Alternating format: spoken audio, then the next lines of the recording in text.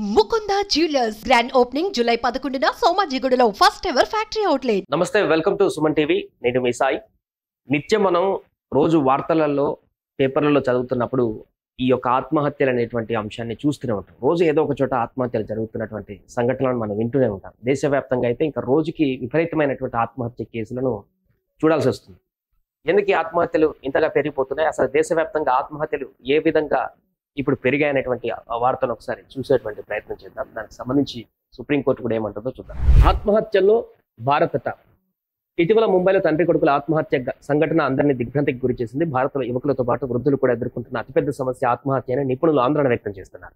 అవును, ఇది నిజం అనేలా ప్రపంచంలోనే అత్యధిక ఆత్మహత్యలు జరిగినటువంటి దేశంగా భారత్ నిలవడం ఇప్పుడు మరింత ఆందోళన కలిగిస్తుంది. National crime records bureau NCRB అనేటువంటి ఒక సంస్థ ఏప్రిల్లో విడుదల చేసినటువంటి నివేదిక ప్రకారం 2022లో ప్రపంచంలోని అత్యధికంగా భారత్లో 1.71 లక్షల మంది ఆత్మహత్య చేసుకున్నారు. దేశంలో ఆత్మహత్యల రేటు ప్రతి లక్షకు 12.4 మందికి పెరిగిందని ఈ నివేదిక స్పష్టం చేసింది. ఇలాంటి పరిస్థితులకు దారితీస్తున్న అంశాలేంటి అనే చర్చ ఇప్పుడు దేశవ్యాప్తంగా మొదలైంది. అయితే మానసిక ఒత్తిడి దీనికి ప్రధానమని ఆరోగ్య రంగ నిపుణులు చెబుతున్నారు. కొంతమంది జన్యుపరమైన కారణాలు, కొన్ని రకాల ఒత్తిళ్ల వల్ల ప్రేరేపితమవుతున్నటువంటి మానసిక అనారోగ్యంగా దీన్ని అభివర్ణిస్తున్నారు. ఆత్మహత్యకు అత్యంత సాధారణ కారణం డిప్రెషన్. దీన్నే మేము ఒత్తిడి అని పిలుస్తున్నాం. వెంటాడుతున్న సమస్యల వల్ల ఒత్తిడికి గురికావచ్చు. ఒకసారిగా హఠాత్తుగా క్షణికావేశంలో ఆత్మహత్య నిర్ణయాలు తీసుకోవచ్చు. ఎక్కువ శాతం కేసుల్లో ఒత్తిడి ప్రధాన కారణంగా ఉంటుందంటూ ఢిల్లీలోని సర్ గంగారాం ఆసుపత్రిలో మానసిక వైద్య నిపుణుడు డాక్టర్ రాజీవ్ మెహతా చెప్పారు. సాధారణంగా ఈ ఒత్తిళ్లకు ఆర్థిక పరమైనటువంటి మానవ సంబంధాలు, ఆరోగ్యపరమైనటువంటి సమస్యలు ప్రధాన కారణమని ఆయన చెప్పారు. ఒత్తిడి తీవ్రమైనప్పుడు అది డిప్రెషన్ గా మారి ఆత్మహత్యకు దారితీస్తుందని పేర్కొన్నారు. ఆత్మహత్య చేసుకున్నటువంటి వారిలో 50-90% మంది నిరాశ, ఆందోళన, బైపోలర్ డిజాస్టర్ వంటి మానసిక అనారోగ్యంతో బాధపడిన వారిని అధ్యయనాలు సూచించాయి. సో గతంలో కంటే ఎవ్రీ ఇయర్ ఏ రకంగా ఆత్మహత్యల శాతం పెరుగుతుంది, అది ప్రపంచవ్యాప్తంగా ఏ రకంగా ఉందనేటువంటి ఒక సంచలనమైనటువంటి అధ్యయనం ఇది. అన్ని దేశాలతో పోలిస్తే ప్రపంచంలో భారత్లోనే అత్యధిక ఆత్మహత్యలు చేసుకుంటున్నటువంటి పరిస్థితి నెలకొంది. సో ఆత్మహత్యలు సామాజిక సమస్య, సుప్రీంకోర్టు చెప్తున్నటువంటి అంశాన్ని కూడా ఒకసారి చూద్దాం.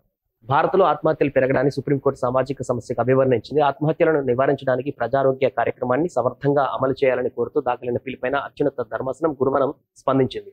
ఈ అంశంపై 4 వారాల్లోగా పూర్తి వివరాలతో వివరణ ఇవ్వాలని కోరుతూ కేంద్రాన్ని ఆదేశించింది. పెరుగుతున్న ఆత్మహత్యలను ఎదుర్కోవడానికి పటిష్ట చర్యలు అవసరమని న్యాయవాది పిటిషన్ గౌరవ్ కుమార్ బన్సాల్ చేసిన వాదనను పరిగణలోకి తీసుకున్న ప్రధాన న్యాయమూర్తి జస్టిస్ DY చంద్రచూడ్తో కూడిన ధర్మాసనం దీనిపై పూర్తి వివరాలతో అఫిడవిట్ దాఖలు చేయాలని కేంద్రాన్ని ఆదేశించింది. దీని గురించి వివరణ ఇవ్వాలంటూ కూడా సుప్రీంకోర్టు కేంద్రాన్ని ఆదేశించింది. ఈ ఆత్మహత్యలు ఇంతగా పెరగడానికి ప్రధాన కారణం ఏంటంటే, ఆత్మహత్యలు చేసుకోవడానికి వీళ్ళు చెప్పినట్టే డిప్రెషన్ కానీ, నిరాశ, ఆందోళన, బైపోలార్ డిజాస్టర్ వంటి అనేటువంటి సమస్యలు కారణం అవుతుంటాయి. అయితే ఇవి ఎక్కువ ఫ్యామిలీ సమస్యల వల్ల, ఆర్థిక సమస్యల వల్ల, ఒక ఏజ్ వచ్చినాక వృద్ధాప్యం తర్వాత ఇలాంటి వాటిలలో గతంలో సంభవించడం చూస్తున్నాం.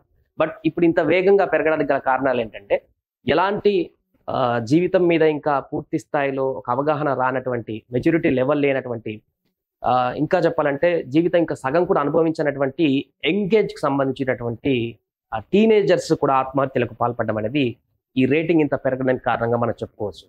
చదువు రావట్లేదని ఒకరు, పరీక్షల్లో ఫెయిల్ అయ్యామని ఒకరు, ఇంట్లో మందలించారని ఒకరు, ఇతరత్ర ఈ మధ్యలో ఈ బెట్టింగ్స్ యాప్లలో మోసపోతూ, లోన్ యాప్లలో మోసపోతూ, ఈ యొక్క 20-25 ఏజ్కి సంబంధించినటువంటి గ్రూపులలో కూడా ఈ యొక్క స్టూడెంట్స్ కానీ, ఈ విద్యార్థి దశలో ఉన్నటువంటి వ్యక్తులు కానీ, లేకుంటే ఎంగేజ్లో ఉన్నటువంటి వారందరూ కూడా ఆ ఒత్తిడిని భరించలేక, మోసాన్ని తట్టుకోలేక వారు కూడా ఆత్మహత్యలకు పాల్పడడం అనేది కూడా ఈ రేషియో పెరగడంలో కారణంగా మనం చెప్పవచ్చు. వీటన్నిటిని తగ్గించడానికి, నివారించడానికి కేంద్రం చేపట్టవలసిన చర్యలు ఏంటి, అసలు ఆ వివరాలను ఫస్ట్ సుప్రీంకోర్టుకి అప్పచెప్తే ఎందుకు ఇలాంటి జరుగుతుందనేటువంటి వివరాలు సుప్రీంకోర్టుకి తెలిస్తే సుప్రీంకోర్టు ఏమైనా గైడ్లైన్స్ ఇస్తుందా, దీన్ని కేంద్ర ప్రభుత్వం ఏ రకంగా అరికట్టడానికి కౌన్సిలింగ్లా, లేకుంటే అవగాహన కల్పించేటువంటి ప్రయత్నాలు చేస్తుందా, లేకుంటే కొన్ని కీలకమైనటువంటి చర్యలు తీసుకుంటుందా అనేది చూడాలి. సుమన్ టీవీలో మీ పర్సనల్ అండ్ బిజినెస్ ప్రమోషన్స్ కోసం కింది నెంబర్కి కాంటాక్ట్ చేయండి.